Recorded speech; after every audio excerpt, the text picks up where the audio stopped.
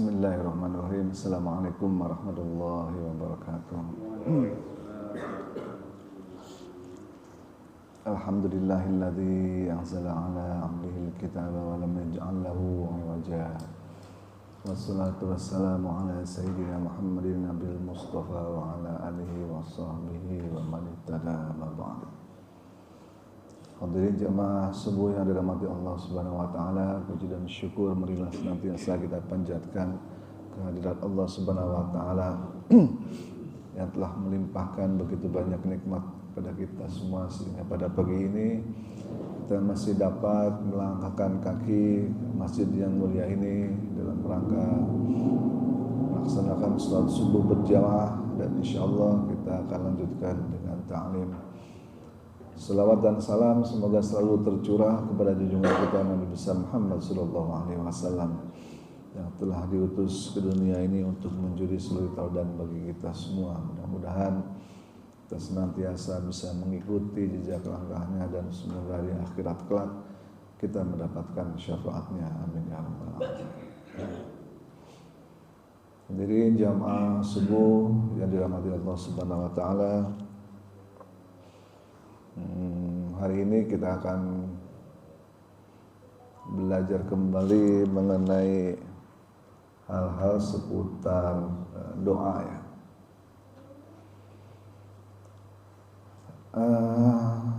Terutama kapan sih waktu-waktu yang mustajab untuk berdoa. Karena berdoa itu ada waktu yang standar, yang biasa, ada juga waktu yang mustajab yang di waktu mustajab tersebut chance atau kesempatan supaya doa itu bisa terkabul itu sangat besar. Jadi berdoa itu ada tips and triknya juga, nggak asal doa aja. Kata para ulama, doa itu ibaratnya pedang yang digunakan untuk berperang.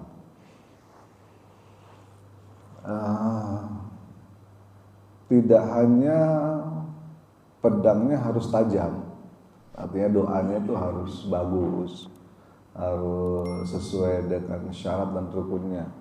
Tapi juga orang yang memegang pedang ini juga harus mahir. Bagaimana cara mengayunkan pedang ke atas, ke bawah, ke kanan, ke kiri. Kalau pedangnya doang yang tajam, tapi orang yang nggak pandai main pedang, ini juga akan kurang efektif menggunakan pedangnya tersebut. Kira-kira gambarannya seperti itu.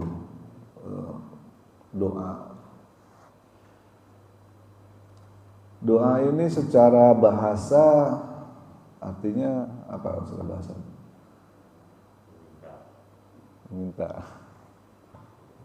dan lalu mohon, itu secara syariat mohon. Secara bahasa doa itu adalah memanggil apa?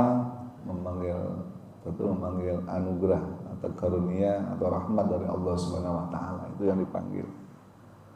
Secara syariat memang doa itu memohon.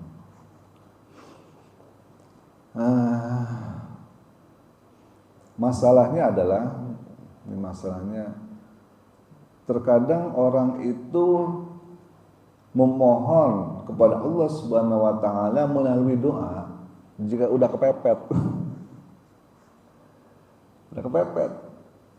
Ada orang yang jomblo terus jomblo, bukan ke Pak Heri, bukan. Jomblo terus lama. Setelah dia merasakan jomblo kok nggak dapat, barulah dia berdoa. Ya Allah, kok saya jomblo terus misalnya. Jadi doa itu digunakan untuk senjata jika udah kepepet, kesannya gitu. Ibaratnya kalau orang berperang, itu pistol yang ditaruh di sepatu, itu disembunyiin sepatu, nanti terakhir nih kalau kepepet baru dikeluarin. Nah gitu. Kalau musuhnya udah ini, Ya kan, kepepet, baru pistolnya dikeluarin, sepatu ini. Bukan senjata utamanya yang dipegang ini. Sehingga kadang-kadang terkesan ya kita maunya buru-buru. Oh, gua doa-doa nggak dikabul-kabulin ya. Nah, doanya juga baru kemarin gitu kan. Itu pun dikeluarin doanya setelah kepepet. Padahal yang namanya doa itu ya jangan nunggu kepepet. Setiap saat kita butuh dengan Allah Subhanahu wa taala. Allah tuh marah kalau orang nggak mau doa sama dia, marah Allah tuh. Karena Allah paling senang kalau ada orang yang minta sama dia. Sehingga apa? Kalau orang tuh minta kepada Allah, artinya orang tersebut mengakui bahwa dia itu tidak mampu. Dan Allah lah yang maha mampu, yang maha kaya, yang maha memiliki segalanya. Jadi sebelum waktu doa mustajab kapan, kita harus tahu dulu adabnya. Adabnya berdoa itu tadi, jangan doa itu dikeluarkan sebagai senjata terakhir manakala udah kepepet.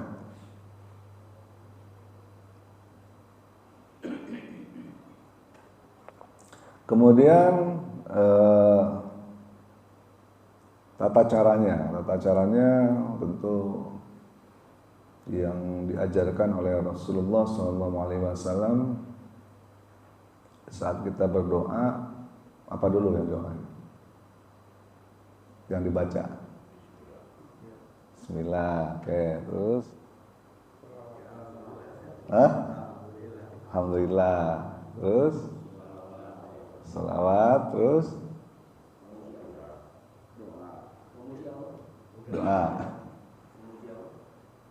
Iya, memuji tadi. Bismillah dulu, betul, kemudian memuji, kemudian salawat. Terus habis itu apa? Doa. Nah ini kebanyakan orang begini, langsung doa. Nah itu dia, betul.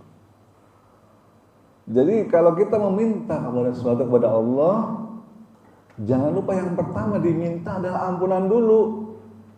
Itu adabnya.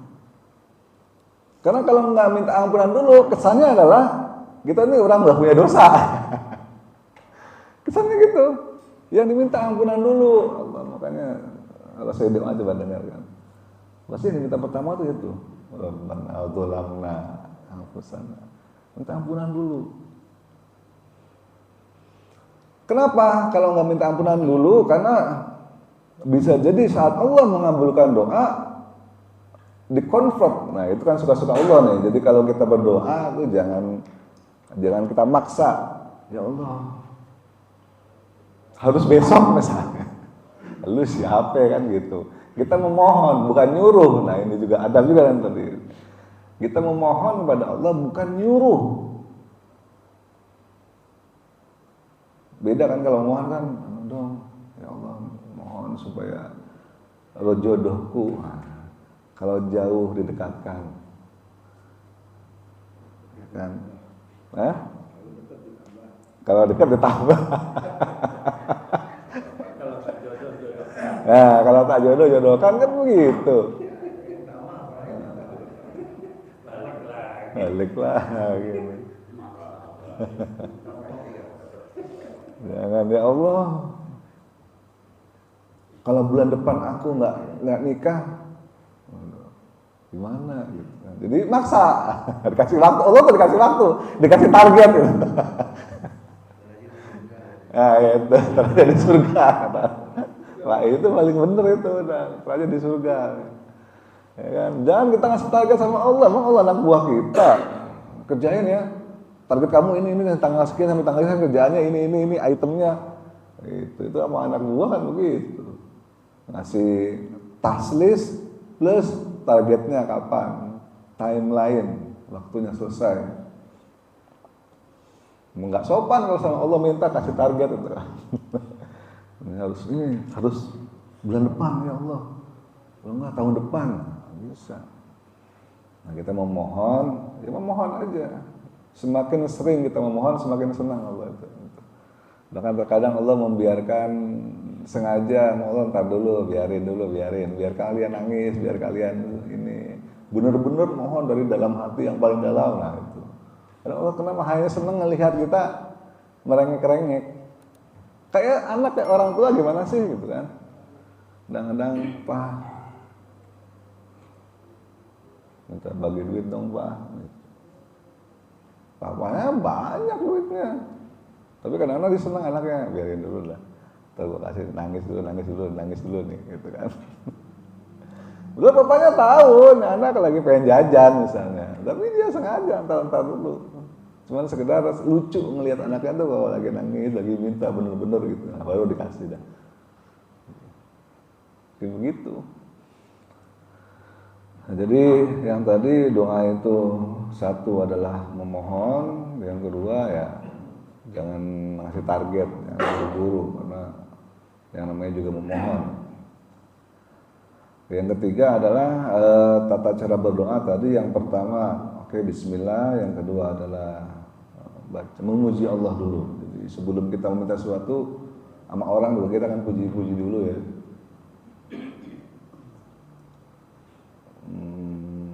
Orang mau ngelamar aja misalnya, pasti kan yang baik-baik yang diomongin. Keluarganya dipuji dulu, wah keluarga sini ternyata ini ya, ramah misalnya apa gitu. Nggak ada orang yang mau ngelamar, kok ibu rumahnya kotor amat sih ya gitu. Kira-kira ya ditolak itu lamarannya, belum udah ini. Jadi yang pertama memuji dulu tentu, memuji kepada Allah. Yang kedua adalah apa tadi? Berselawat dulu, berselawat kepada Nabi. Jangan lupa, karena kata Rasulullah, doa yang tidak disebutkan namaku di dalamnya, nah, itu tidak akan terkabul. Jadi sangat penting tuh. Allah sama Nabi itu selalu berdampingan, jadi jangan lupa. Yang kedua adalah melakukan sholawat. Nah yang ketiga ini adab yang dicontohkan oleh para nabi sebetulnya. Para ulama pun mencontohkan.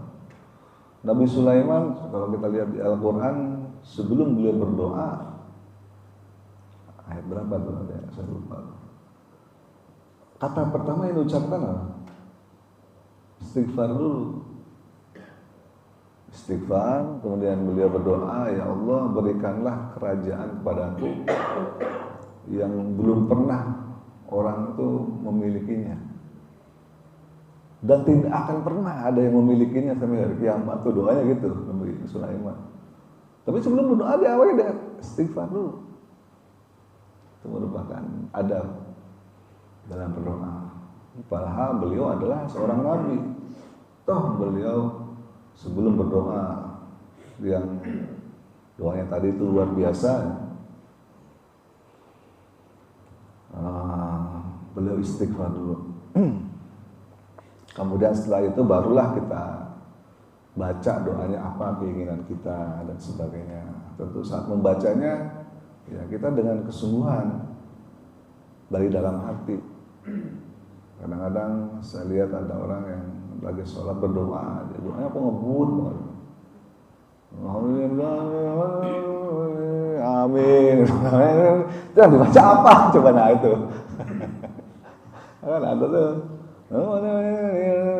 Amin. Nggak tahu apa yang dibaca. Kalau dibaca doa, ya kalem aja santai. Supaya sambil direnungi maknanya, supaya meresap ke dalam hati.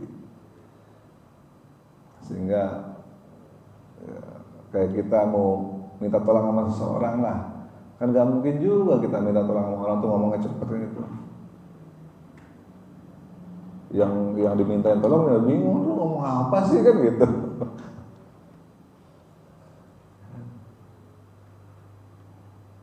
Anaknya minta duit sama bapaknya, tapi ngomongnya tuh nggak ada komanya. Duit bah, buat apaan sih? Sekolah gitu kan. Gak jelas ngomong apa gitu.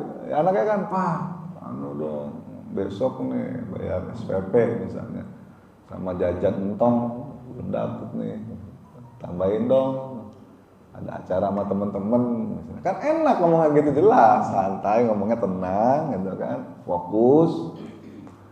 Bokapnya juga ngerti. Kalau si entong ngomong sama bokapnya nggak ada komanya gitu, langsung udah deh pokoknya duit aja sekarang gitu kan. Kesel juga tuh bapak gitu. Begitu. Jadi santai, kebaca doa, tenang, ya kan. Syukur-syukur bagusnya sih ya maknanya apa yang kita doakan ya paham bacaannya. Kalau nggak paham, mendingan doanya jangan pakai bahasa Arab, pakai bahasa Indonesia aja. Itu lebih baik gitu. Kalau yang kita pakai bahasa Arab, ya sebaiknya apa yang kita baca itu paham, supaya bisa kita renungkan di dalam hati. Apa yang kita inginkan sebetulnya di dalam doa tersebut. Barulah kemudian, gimana ada tips dan triknya apa sih supaya doa itu bisa terkabul? Kapan sih waktu-waktunya sebaiknya kita berdoa? Nah, ini diajarkan oleh para ulama melalui hadis-hadisnya.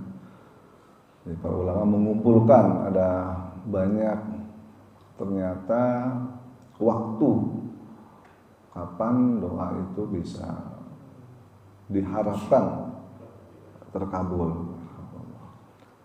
Yang pertama adalah tentu saja kita semua tahu kapan itu?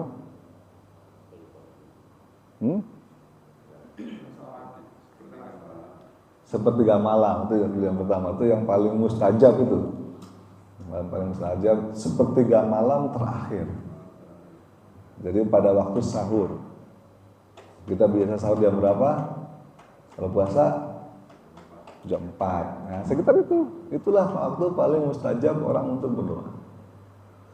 Tentu diawali dengan sholat dulu, sholat tahajud dengan nangis dah di situ doa. Minta kepada Allah sesuatu. Karena Rasulullah SAW bersabda di dalam diriwayatkan oleh Imam Bukhari, sesungguhnya Rabb kami yang maha berkah lagi maha tinggi turun setiap malam ke langit dunia hingga tersisa sepertiga akhir malam. Lalu berfirman, barang siapa yang berdoa maka aku akan kabulkan. Gitu kata Allah. Barang siapa yang memohon pasti aku akan perkenankan. Dan barang siapa meminta ampun pasti aku akan mengampuninya. Ya kan di sini ada kata pastinya, ini ada kata pasti. Sepertiga malam itulah waktu yang paling baik, yang terbaik dalam kita untuk memohon kepada Allah Subhanahu wa taala. Kenapa? Karena di waktu sepertiga malam itu kebanyakan orang lagi tidur. Allahnya nggak gitu sibuk, ibaratnya gitu. Kalau siang kan banyak orang minta, banyak orang yang lagi ada jeritan hatinya itu banyak. Kalau siang banyak orang yang menjerit dalam hati, dan Allah dengarkan semuanya. Sehingga ibaratnya dokternya, ibaratnya gitu. Antrian di rumah sakitnya kalau siang itu penuh, ngantri lama, pasiennya banyak, yang minta banyak. Karena kalau Allah mengabulkan doa itu nggak kayak mengabulkan kepada para nabi ya, menggunakan kun fayakun. Enggak, kalau kita mah pakai ya harus pakai prosedural SOP dijalanin. Kalau para nabi kan nggak pakai SOP lagi, para rasul jalanin langsung kun fayakun. Ya, jadi langsung otomatis. Kalau kita nggak bisa. Jadi Allah akan membuat sebuah SOP, sebuah prosedur, sebuah sebab akibat rentetan sehingga doa seseorang itu bisa terkabul. Begitu caranya Allah mengabulkan doa. Jadi kalau kita misalnya ada kisah seorang dokter, mungkin Pak Anto udah baca gitu. Seorang dokter orang dokter ahli, dokter spesialis ahli di negeri tersebut, satu negeri yang mana nggak ada yang lebih ahli dari dia itu. Dia mau menghadiri konferensi terbang naik pesawat. Dilala begitu dia setelah dia terbang itu kena badai di atas, kena badai sehingga pesawat harus mendarat darurat di suatu daerah terpencil. untungnya di situ ada bandara kecil ya istilahnya, akhirnya dia bisa mendarat darurat di situ. Setelah mendarat darurat, dia sendiri bingung mau kemana, akhirnya ya dia jalan sambil cari penginapan lah, karena memang nggak mungkin untuk terbang lagi. Begitu dia nyewa mobil, nyari penginapan, jalan gitu, tiba-tiba lagi-lagi terjadi badai juga di jalanan itu.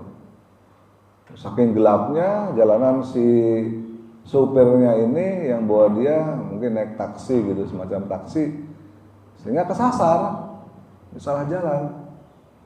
Karena jalanan udah gelap gulita, salah jalan. Nyampailah dia di suatu daerah yang mana ada rumah di situ di pojok. Akhirnya ya mau nggak mau, karena memang udah malam banget ya, dia juga nyasar nggak tahu mau kemana, mau balik lagi juga jalanannya udah nggak jelas gitu karena lagi badai. Ya udah mampirlah dia ke pendopo rumah yang di suatu desa itu, yang di pojok desa. Datanglah dia ke masjid itu. Assalamualaikum, salam, silakan masuk gitu kan. Dari mana bapak malam-malam? Oh dari sini ya. Ceritalah dia, saya nyasar gini. Oh ya silakan masuk. Kemudian sama si tuan rumah ya diberikan makanan ala kadarnya, diberikan minum, silakan istirahat. Kemudian si dokter ini yang sedang menikmati minuman hangat sebuah tuan rumah itu mendengar dari dalam tuh si tuan rumah tuh terisak. Dia berdoa kepada Allah Subhanahu wa taala, ya Allah, anak-anakku tolonglah, gimana ini. Dengar si orang tamunya ini, maaf ibu kenapa? Kayak gitu, kok menangis sambil berdoa, kayak sedih banget. Ini Pak, anak saya udah sakit berhari-hari, nggak tahu saya mesti gimana. Di desa kami ini nggak ada orang ahli yang bisa menyembuhkan penyakit anak saya ini. Saya dengar ada seorang ahli, dokter spesialis, tapi jauh tinggal di sana, nggak mungkin lah dia kesini. Saya juga nggak punya biaya mau ke sana. Tuh bayangin. Dokter itu kaget lah. Itu kan saya, kayak gitu. Jadi itulah dokternya dia. Doanya si ibu itu dikabulkan oleh Allah Subhanahu wa taala melalui sebuah proses tadi. Dibuat badai, ya kan, pesawatnya mendarat darurat, dibuat tersesat mobilnya dan segala macam. Nyampe juga di situ. Itu akibat doa. Tapi kalau bukan para nabi ya nggak simsalabim, melalui proses semuanya. Sampai akhirnya ditolonglah oleh dokter tersebut sampai sembuh ya, dirawat. Ada hikmahnya. Jadi begitu prosesnya. Jadi kalau kita misalnya ya Allah, kok rezeki saya lagi seret misalnya gitu, itu duit banyak. Ya. Nanti begitu datang dikabul ada prosesnya tuh, entah dapat proyek lah misalnya kan, entah tiba-tiba ada yang beli madu 100 kilo misalnya, nggak tahu. Ya, melalui proses semuanya, tidak tiba-tiba simsalabim, dan itu proses itu berantai dari A dulu ke si B, dari si B ke si C, dari si C ke si D, barulah oh ini yang terjadi gitu. Diawali dengan seorang keluarga sakit misalnya, ternyata kata sinsenya, oh ini sakit ini bagusnya minum madu. Diawali itu di situ. Oh mesti minum madu, iya ini mesti minum madu paling enggak sehari 3 kali nih. Tapi madunya harus madu yang asli. Misalnya. Dicarilah orang ini siapa nih pakar madu gitu kan, yang punya madu di Indonesia, cari. Temulah orangnya kan begitu. Prosesnya seperti itu. Berapa sana ya Allah, doa madu gua kok lagi penjualannya lagi seret misalnya. Ini prosesnya begitu, dibikin sakit dulu ya kan. Terus kemudian datanglah tabibnya, sinsenya, diagnosa, oh ini mesti ini salah satunya. Nah, itu. Ya gitu. Ada dia nyari, ketemulah sama temennya dulu, belum langsung pada temennya dulu. Oh kata temennya anu. Itu di PIK tuh biasa ada misalnya. Dan baru di minggu depannya udah datang ke PIK. Ya proses itu semua baru ini. jadilah. Begitu cara Allah mengabulkan doa. Nah, ujub-ujub simsalabim ya, minta duit tiba-tiba turun dari langit sekarung, nggak bisa kayak gitu.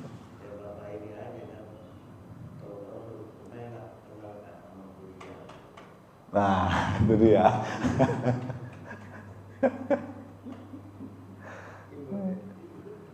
Sama itu persis tuh. Coba saya tuh dari dulu udah sejak 2 tahun yang lalu mikir gimana caranya masjid ini masuk ke dalam SIMAS. Ya Allah, saya tuh gimana caranya? Kok sulit banget sih gitu kan. Kita ini ternyata kemarin kan. Tuh, itu kabulnya doa itu. Oh, bisa Pak masuk SIMAS. Nggak usah wakaf dulu katanya gitu kan. Oh, alhamdulillah saya langsung seneng gitu. Bisa ternyata. Nanti saya bantu Pak, kata si Ibu Lia. Ternyata ada prosesnya apa? Kita mesti ke Kemenag. Ngurus yayasan. Tapi nggak ketemu sama itu. Itu nggak sengaja kan. Itu udah lama tuh saya tuh. Gimana nih caranya gitu. Nggak sengaja itu ternyata, oh gitu, wah ternyata bisa. Selama ini yang saya udah coba macam-macam nggak bisa, ternyata bisa. Caranya itu panjang dulu tuh, mesti ke sama notaris dulu kan gitu, masih ke menteng dulu, ke notaris dulu ya kan, ngurus-ngurus, wah udah surat yang kurang, balik lagi ke Kemenag 2 kali ke sana, baru oh bisa sih Mas. Kenapa kalau udah masjid ini terdaftar ke dalam SIMAS, punya ID masjid, itu kalau mau nyari dana, bisa itu. Kita udah resmi terdaftar, walaupun belum wakaf masjidnya. Kan tujuan utamanya kan itu, kita merenovasi, nyari dana. Ternyata bisa, wah saya langsung senang, alhamdulillah. Ternyata selama ini saya inginkan, ternyata bisa, caranya begitu. Ada proses semuanya, nggak ujug-ujug. Jadi yang pertama itu sepertiga malam terakhir. Yang kedua kapan? Tatkala berbuka puasa bagi orang yang berpuasa. Ini berdasarkan hadis juga. Hadis diriwayatkan oleh Ibnu Majah dan hadisnya sahih. Sesungguhnya bagi orang yang berpuasa pada saat berbuka ada doa yang tidak ditolak. Jadi sambil berbuka kita baca Allahumma lakasumtu misalnya, buka amantu, habis itu doa di situ sebelum makan. Yang buru-buru makan doa dulu, mumpung nih waktu mustajab, doa dulu. Apa kayak diminta sebentar dengan tadi tata cara yang tadi ya, doa dulu bentar, paling habis itu baru makan. Itu ada waktu yang mustajab. Kadang-kadang kita kan Allahumma lakasumtu, Bismillahirrahmanirrahim, langsung minum dulu, makan, gitu kan. Apa yang di meja juga langsung diserbu, gitu. Doa dulu bentar, doa apa minta apa gitu, doa dulu. Kemudian apalagi yang ketiga, setiap selepas sholat fardu. Nah ini baru yang ketiga, selepas sholat fardu. Jadi jangan lupa kalau habis sholat fardu ya diusahakan berdoa, karena kadang kita lihat ya di sini ada orang yang kalau habis sholat nggak mau doa, langsung ulang berdiri ulang, itu sayang banget itu. Maksudnya doa dulu sebentar lah, entah mau doa berjamaah sama imam boleh, enggak juga nggak masalah, tapi sebelum pergi berdoalah dulu, dzikir sebentar gitu kan, nggak nyampe 5 menit kan. Kalau buru-buru misalnya minimal bahasa istighfar ya kan, kemudian la ilaha illallah, apa namanya? Setelah istighfar apa? La ilaha illallah wahdahu la syarikalah gitu kan. Istighfar 3 kali minimalnya nih kalau mau buru-buru. Astagfirullahaladzim, astagfirullahaladzim, astagfirullahaladzim. La ilaha illallah wallahu wahdahu la syarikalah, lahul mulku wa lahul hamdu wa yumiitu wa huwa ala kulli syai'in qadir.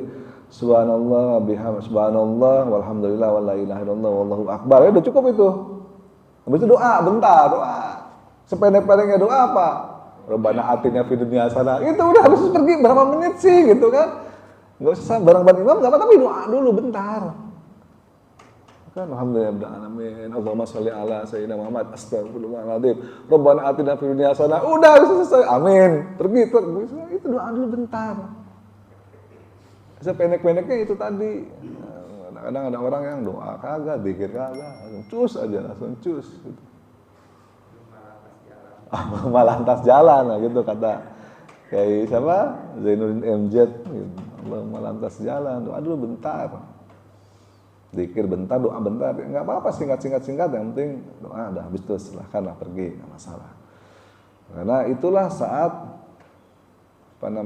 salah satu saat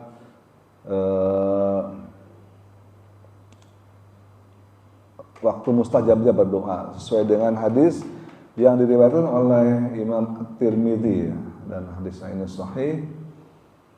Itu dikatakan di pertengahan malam yang akhir dan setiap selesai sholat fardu. Nah itu ini riwayatnya. Kemudian apalagi yang keempat adalah pada saat perang berkecamuk. Nah, pada saat perang juga ini doa yang ini, tapi ini nggak praktikal bagi kita ya, karena kita tidak sedang berperang. Diceritakan hadisnya ada dua doa yang tidak tertolak, yaitu doa saat azan dan doa tatkala berperang. Nah, saat azan juga, nah itu berdoa sambil sambil kita menjawab panggilan azan, di sela-selanya doa aja. Allahu Akbar, Allahu Akbar, ya Allah. Nah, gitu. Sudah la ilaha illallah, sudah la ilaha illallah, doa lagi terus. Itu juga saat mustajab sambil menjawab panggilan adzan. Kemudian yang kelima pada hari Jumat diriwayatkan oleh Abu Hurairah, hadisnya diriwayatkan oleh Imam Muslim ya, asalnya dari Abu Hurairah, hadis sahih. Imam Bukhari juga meriwayatkan, sesungguhnya pada hari Jumat ada satu saat yang tidak bertepatan seorang hamba muslim sholat dan memohon suatu kebaikan kepada Allah, melainkan akan diberikan padanya. Beliau berisyarat dengan tangannya waktunya sedikit. Jadi ada waktu yang sempit di hari Jumat, di mana waktu itu adalah waktu yang mustajab untuk berdoa hari Jumat. Kapan itu waktunya? Sangat sempit waktunya, gitu. Nah di sini baru para ulama ini berbeda pendapat. Ya. Kalau yang saya baca dari penjelasan para ulama itu, salah satu waktu di hari Jumat yang mana doa itu mustajab adalah di saat antara khutbah ke-1 dan khutbah kedua. Makanya setiap kali di antara dua khutbah itu, insya Allah saya selalu berdoa. Karena sayang kalau dilewatkan, itu waktu mustajab. Masih duduk kan, terus baru doa. Sampai khutbah berdiri lagi, baru kita selesai. Apa aja boleh doanya. Tapi jangan lupa tadi syarat-syarat tadi ya dibaca. Oh nggak tahu saya mana enggak. Dia bilang doa di antara dua khutbah, coba pantau. Saya minta BMW waktu itu dapat kan. Dia bilang gitu. Yang dia ke Bandung tuh disalip ke BMW merah gitu. Dia bilang, ntar gua mesti punya BMW nih gitu. Dia bilang gitu. Nah dapat ceramah, katanya di antara dua khutbah dia praktekin, dapat pantau katanya. Dia bilang, hebat juga ya.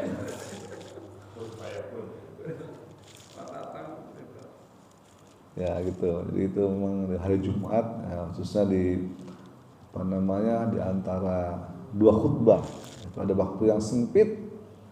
Memang waktunya suka mepet-mepet itu sempit, makanya gunakan kesempatan tersebut untuk berdoa.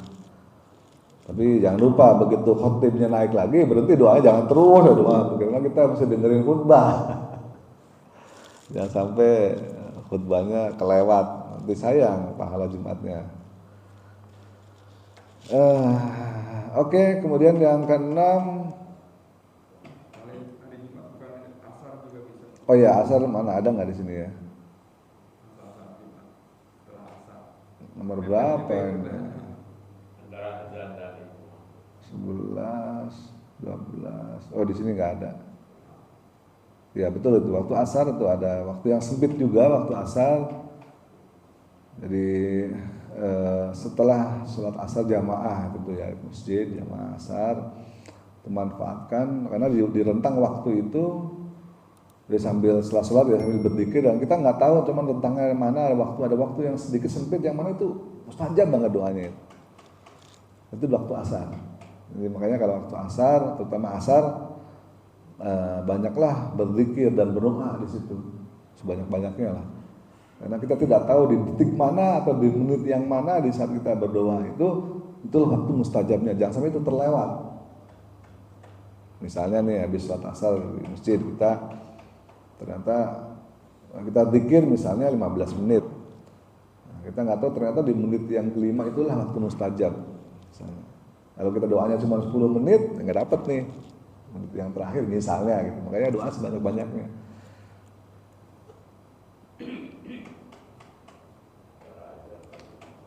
Ya, macam-macam di sini banyak juga ya. Saya singkat-singkat aja karena waktunya udah ini.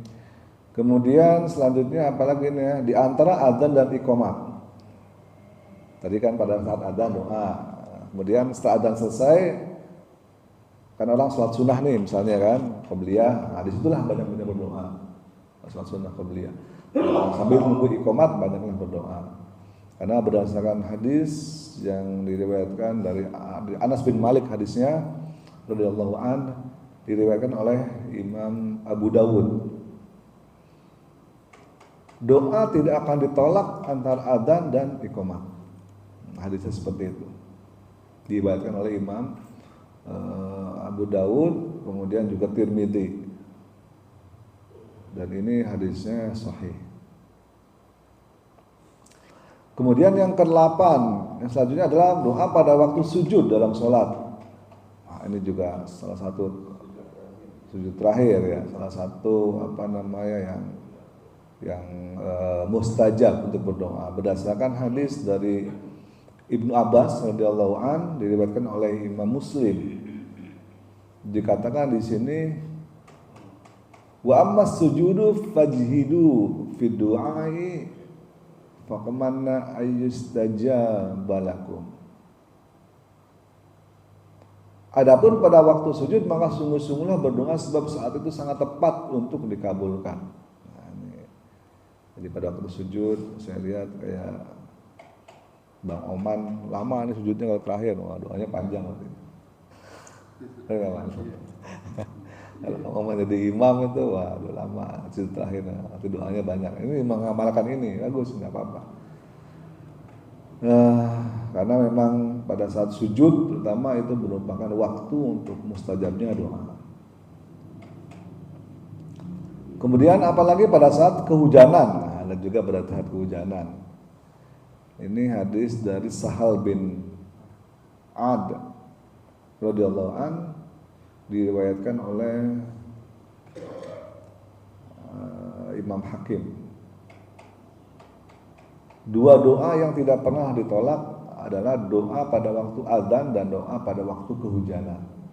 Waktu kehujanan tuh, kita kehujanan jangan ngomel-ngomel, wah sialan kehujanan, enggak, alhamdulillah kehujanan. Mumpung lo doa, itu gitu, karena itu waktu mustajab. Gitu.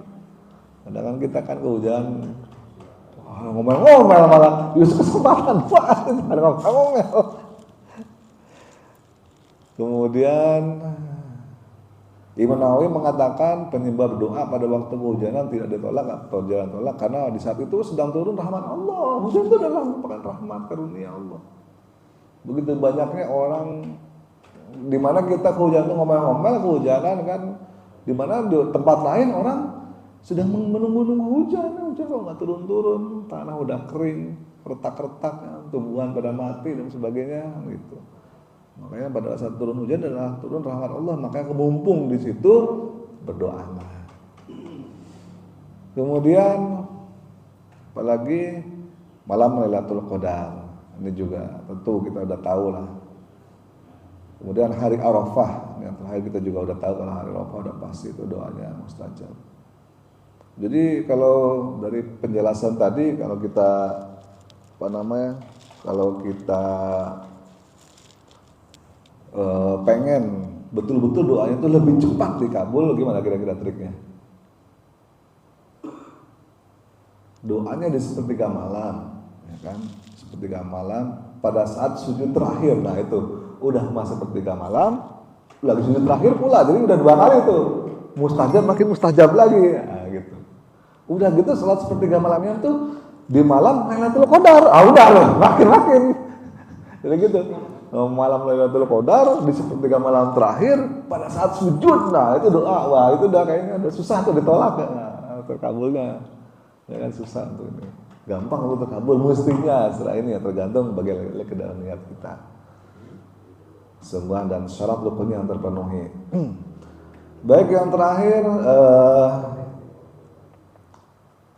terkadang barangkali mungkin di antara kita adalah doa saya udah lama banget udah kabul kenapa sih, nah gitu kan. Nah, mari kita introspeksi lagi kepada diri kita sendiri, karena jangan sampai kita memohon kepada Allah berdoa tapi kita sendiri senang makan barang haram. Itu penyebab salah satu hijab yang terbesar dari terkabulnya doa. Bagaimana sebuah doa kita bisa terkabul kalau apa yang kita pakainya adalah berasal dari harta yang haram, apa yang kita makan berasal dari makanan yang haram. Itu tertutup doanya, susah dikabulnya kalau kayak gitu. Gimana kita minta kabul? Jadi sebelum kita melakukan doa, pastikan dulu pakaian yang kita pakai adalah halal, harta yang kita makan juga halal. Nah itu udah, barulah yang tadi itu kita jalankan. Karena kalau prasyaratnya ini tidak kita jalankan, nah itu susah. Kira-kira seperti itu. Terima kasih atas perhatiannya. Silakan barangkali ada yang mau bertanya. Ya.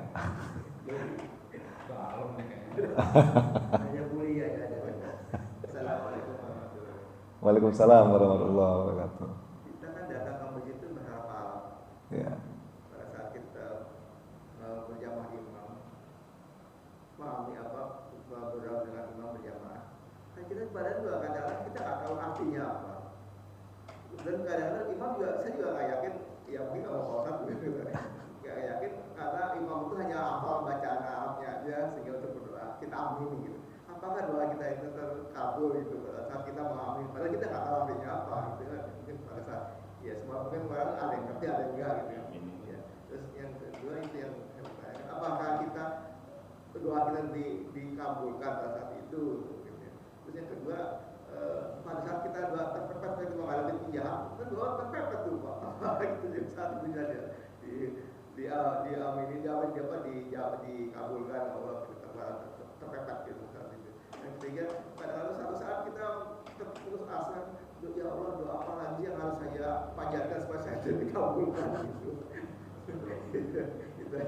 Ya. Baik, itulah enaknya jadi makmum. Makmum itu nggak usah paham. Ya kan? Yang penting imamnya tuh masih paham. Makmum amin aja udah diikut tuh. Kalau doa imamnya dikabul, baru makmumnya dapat juga dikabul juga gitu. Itu enaknya makmum. Jadi kalau misalnya ini ya nggak perlu lah makmum doa apa sih imam, yang penting kita amin aja dan ikut. Nah yang penting di imamnya ini mesti paham. Kalau imam baca doa ya, diusahakan paham supaya masuk ke dalam hati. Kalau saya paham, kita nggak paham, baca aja, kayaknya bagus nih doanya. Dia nggak tahu yang dibaca itu apa, gitu kan? Gitu. Kadang-kadang ada juga salah baca karena hafal ternyata salah, sin dibaca shin misalnya gitu, sod dibaca ini, sehingga maknanya jadi beda. Maknanya jadi beda atau jangan-jangan doanya jadi beda lagi ini hasilnya. Oh doa gua kok gini, lalu salah bacanya. Mestinya sin dibaca shin misalnya gitu.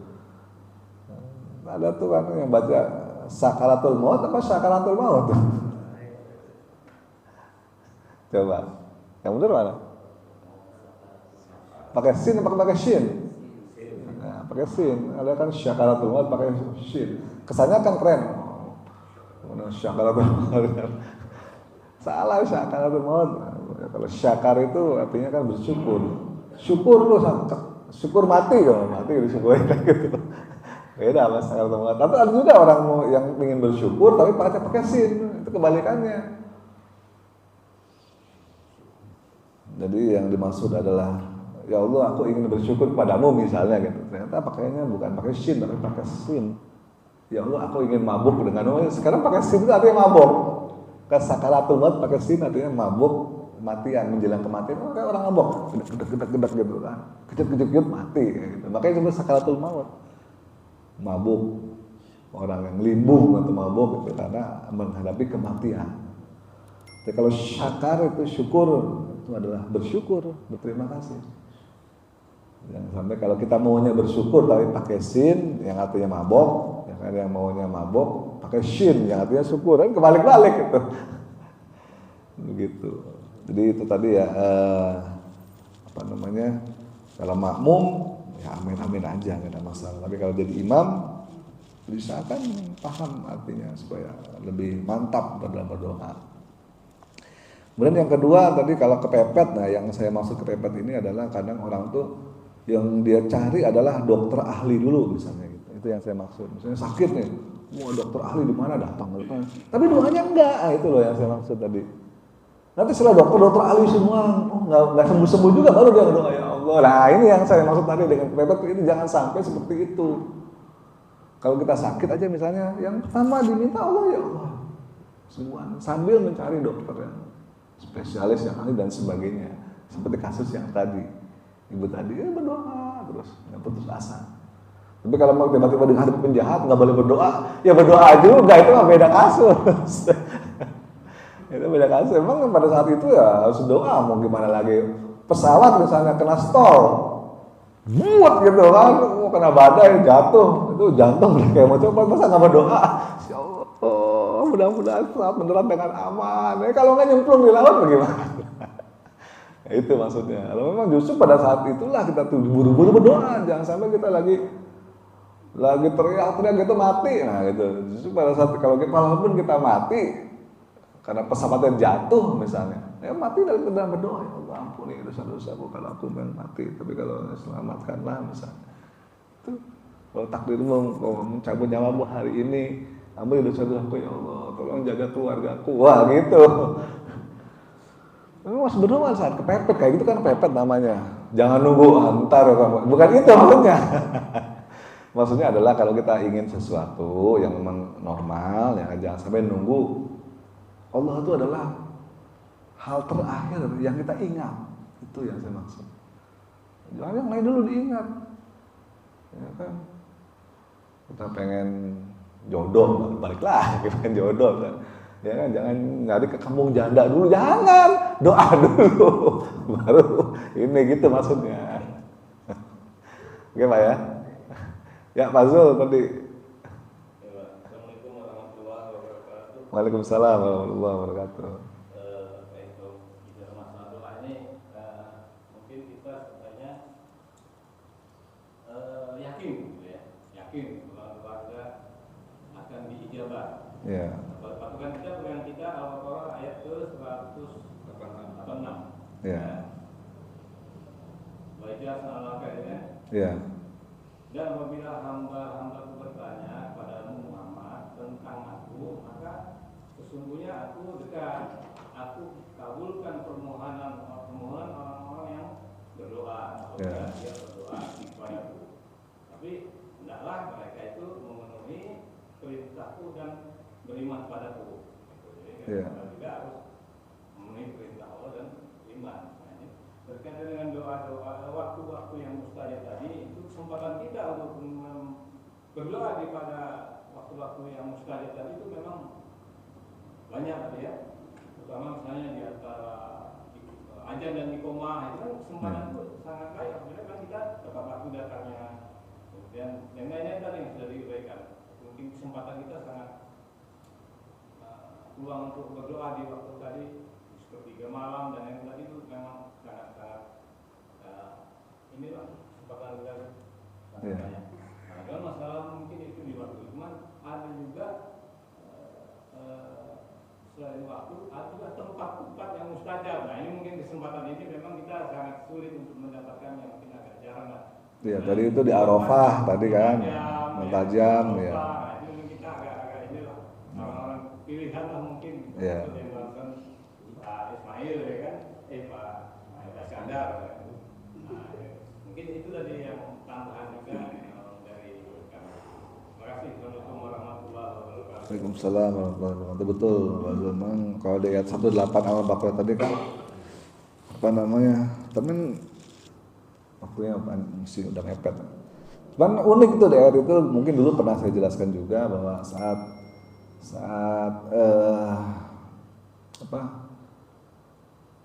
saat kita yang berdoa, kalimatnya itu beda dengan saat Allah menghendaki kita untuk beriman. Nah, tadi kan? A'udzubillahi minasyaitonir rajim. Wa idza sa'alaka 'ibadi anni fa inni qarib ujibud da'wati da'i da'an. Pakai menggunakan ujibu, aku mengabulkan, kata Allah. Jadi saat Allah berjanji untuk mengabulkan menggunakan kata ujibu, tapi saat kita diminta untuk beriman pakai katanya apa? Fal yastajibu. Emangnya istajaba. Ada sinnya di situ. Yang satu pakai ujibu, yang satu pakai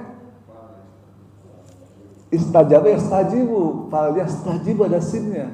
Itu artinya beda itu maknanya. Yang satu ujibu, yang satu istajabu. Jadi ujibu itu adalah Allah memberikan garansi, aku pasti akan kabulkan, kepastian. Tapi kalau istajibu ada sinnya, itu paling enggak kamu usaha deh mendekati aku, itu paling enggak tambahin keimanmu dikit gitu loh maksudnya. Karena kalau kata bahasa Arab itu kalau dikasih sin di depannya itu mau permohonan, usaha, kayak istighfar, ghafara mengampuni. Kalau istighfar berusaha untuk minta ampun. Itu loh. Kalau kasihnya itu istajaba artinya adalah berusaha untuk paling nggak tingkatkan keimanmu dikit. Yang mungkin tadinya nggak tahajud lah misalnya gitu. Itu yang maksud tadi. Jadi jangan cuma doa aja, ibadahnya nggak tingkatin kayak dikit gitu kan. Ya, mungkin yang nggak biasa tahajud ya tahajud lah. Gitu. Kira-kira seperti yang nggak biasa sholat sunnah ya sholat lah. Yang nggak biasa puasa misalnya, puasa lah Senin Kamis kan lagi ada kepengenan nih, deketin Allah, rayu Allah gitu maksudnya yang tadi. Makanya pakai istajaba, fal yastajibu li gitu. Kemudian tadi betul tempatnya juga memang tempat-tempat yang mustajab, cuman karena tempat ini tidak semua orang bisa gitu kan, nggak praktikal. Kayak di Multazam itu kan hanya orang yang lagi umroh ada apa haji. Ya kan di Arafah juga hanya orang yang haji aja. Tapi secara umum ya bagusnya ya pokoknya yang penting jangan sampai di tempat-tempat yang memang nggak appropriate, nggak baik lah untuk berdoa ya. Minimalnya di rumah, karena tahajud itu sebetulnya sebaiknya di rumah, jangan di masjid. Jadi tahajud itu diusahakan jangan orang lain tahu.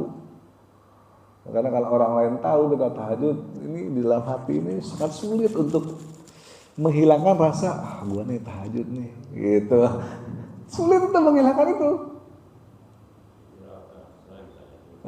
Apalagi kalau di selfie gitu kan. Jadi kalau tahajud itu di rumah pun, di dalam kamar pun kamar yang pojok, yang orang nggak tahu dah, tahajud sendirian. Itulah yang tahajud yang terbaik. Sendirian dengan Allah Subhanahu Wa Taala, hanya berdua. Jadi seperti itu ya kira-kira. Yang lain ada lagi? Ya, pantau silakan. Sedikit aja. Memang di dalam Quran sendiri ada adabnya, Pak. Jadi kalau yang pernah saya baca di surat Al-Araf ayat 55 itu, jangan engkau mengeraskan suaramu ya. Iya. Jadi kita berdoa juga suaranya rendah. Terus kalau nggak salah di Al-Anbiya, berdoalah dengan penuh harap dan cemas. Iya. Ya. Yang ketiga, berdoalah dengan sungguh-sungguh. Iya. Jadi ada harap cemas, sungguh-sungguh, dan yang keempat adalah berdoalah dengan menyebut namaku kan. Iya. Jadi Asmaul Husna itu disebutin dulu sebelum kita doa. Misalnya kita doa minta rezeki, kita doanya ya Razak dulu ya apa gitu. Iya. Jadi memang di Quran itu dijelaskan juga adab-adabnya di samping yang tadi itu. Betul, ya, memang ada pada berdoa banyak yang dijelaskan, terutama ada juga pembukaan doa yang memang ada hadisnya ya, saya lupa itu yang kalau misalnya itu dibaca di pembukaan, niscaya Allah akan kabulkan permintaanmu. Ada juga kemudian memang harus kita nama-nama Allah itu kan ada 99 kan. Ya, mintalah dengan namanya sesuai dengan ya, apa yang kita inginkan. Kalau kita lagi butuh pengen rezeki ya sebutlah nama Allah ya Razak gitu kan. Kalau kita lagi pengen kesembuhan ya sebutlah nama Allah apa yang lain gitu kan ya. Macam-macam sesuai dengannya itu juga ya, boleh untuk diamalkan, memang diajarkan, cuman masalahnya adalah nggak semua orang tuh hafal Asmaul Husna. Terus mau doa bingung, nyari Asmaul Husna yang mana gitu. Itu lebih bagus kalau hafal, lebih bagus kalau hafal. Sebenarnya hafal cari nama Allah yang mana nih yang cocok nih untuk dijadikan sebagai awalan sebelum berdoa supaya lebih mustajab lagi doanya. Jadi bukan cuma waktunya dan tempatnya, juga tata caranya tuh kalimat-kalimat yang dipilih itu yang kira-kira Allah tuh senang nih gitu. Itu juga makin punya kesempatan kita besar supaya doanya itu terkabul gitu. Ya, itu juga tantangan bagi kita untuk ya mengetahui, mengenal nama-nama Allah khususnya Asmaul Husna supaya lebih ini lagi. Baik, ada lagi? Saya minta penjelasan nggak apa-apa yang Ya, silakan. penjelasan aja. Orang sholat itu pernah saya tanya, ada doa-doa sama apa jangan saya doa dulu tak pakai rambut ya. Sholat kan doa, terus gimana dijawab? Dia bukan nanya yang kita deh. Iya. Sholat tuh kan juga ada doa. Iya. Diulangi itu, Pak. Betul. Gimana? Soal doa terutama pada saat kita membaca Rabbi firli warhamni ya kan, itu aja udah banyak banget, udah cukup gitu kan. Tapi itu skalanya masih umum skalanya. Doa itu kan ada doa umum, berikanlah kesehatan, itu kan doa umum. Beda dengan doa khusus. Ya kan kita lagi sakit perut, ya Allah sembuhkanlah sakit perutku. Misalnya itu khusus beda gitu. Kalau umum ya umum, Allah juga akan melihat secara umum nah gimana gitu loh. Ya makanya kan lu jangan dulu itu dong, duduk dulu tahan cepat tahu kalau kan berdoa. Ya betul. Jadi khusus dan umum ya. Khusus umum, ibarat orang makan kan, mau nggak coba lu tiap hari lu kasih tahu tempe, nggak mau, umum kan. Sekali-kali kan makan sop kambing kan begitu, maunya khusus kan, makan apa kayak kan begitu. Kalau umum aja yang penting siap kayak orang makan kan, setiap kali kan kita makan, entah itu di warteg, entah di mana, makan menunya makan kan itu aja kan, itulah umum. Mau makan tiap hari gitu-gitu terus, lama-lama bosan juga, ya kan, sekali-kali kayak makan tongseng gitu kan. Kalau enggak apa kayak gitu, itu maksudnya khusus, ada sesuatu yang istimewa khusus. Allah itu senang kalau kita meminta sesuatu yang khusus. Jadi kalau umum aja sih ya semua orang juga begitu, gitu umum, gitu nggak ada bedanya, pasti gitu istimewanya nggak ada. Bedakan umum dan khusus. Khusus, gitu. Khusus kan ya Allah. Ya jangan cuma ya Allah mudahkan rezekiku, itu kan umum. Yang gampang ya Allah. Besok anak bayar SPP yang belum bayar gimana caranya? Itu khusus itu. Gitu. Baik, itu aja. Ada lagi? Ya kalau nanti sambil ngobrol di situ sambil kita menikmati sarapan, mudah-mudahan ada manfaatnya. Mohon maaf jika saya ada kesalahan dalam penyampaian. Kita tutup dengan doa kafaratul majlis. Subhanakallahumma bihamdika asyhadu an la ilaha illa anta astaghfiruka wa atubu ilaik. Billahi taufiq wal hidayah. Assalamualaikum warahmatullahi wabarakatuh.